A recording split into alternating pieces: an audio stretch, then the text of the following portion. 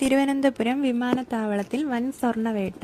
2 യാത്രക്കാരിൽ നിന്നു പിടികൂടിയത് 183 പവൻ. ചൊവ്വാഴ്ച രാവിലെ റിയാദിൽ നിന്നെത്തിയ എയർ ഇന്ത്യ എക്സ്പ്രസ് എന്ന വിമാനത്തിലെ യാത്രക്കാരിൽ നിന്നും ബുധനാഴ്ച ദുബായിൽ നിന്നെത്തിയ എമിറേറ്റ്സ് വിമാനത്തിലെ യാത്രക്കാരിൽ നിന്നുമായി പിടികൂടിയത് 183 പവൻ. അന്താരാഷ്ട്ര വിമാനത്താവളത്തിൽ നിന്നും വീണ്ടും സ്വർണ്ണവേട്ട. വിമാനത്താവളത്തിലേക്ക് വന്നെത്തിയ 2 യാത്രക്കാരിൽ 21,22,00,000 രൂപയുടെ സ്വർണമാണ് കസ്റ്റംസിന്റെ എയർ ഇന്റലിജൻസ് വിഭാഗം കണ്ടെത്തിയത്.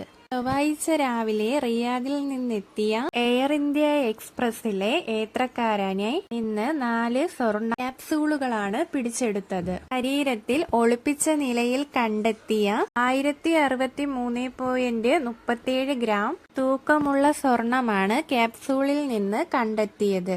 133 പവനോളം ഇയാളിൽ നിന്ന് പിടിച്ചെടുത്തത്. വിപണിയിൽ 86.20 ലക്ഷം വില വരുന്ന സ്വർണമാണ് ഇത്.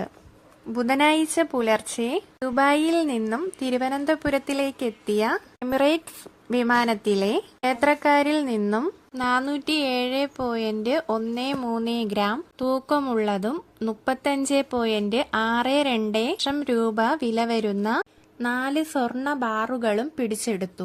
ഇയാൾ ധരിച്ചിരുന്ന ജീൻസ് പാന്റിൽ രഹസ്യമായ അറകളിലായിരുന്നു 50 പവനിലേറെ സ്വർണം ഒളിപ്പിച്ചിരുന്നത്. പിടികൂടിയവർക്കെതിരെ കസ്റ്റംസ് കേസെടുത്തു.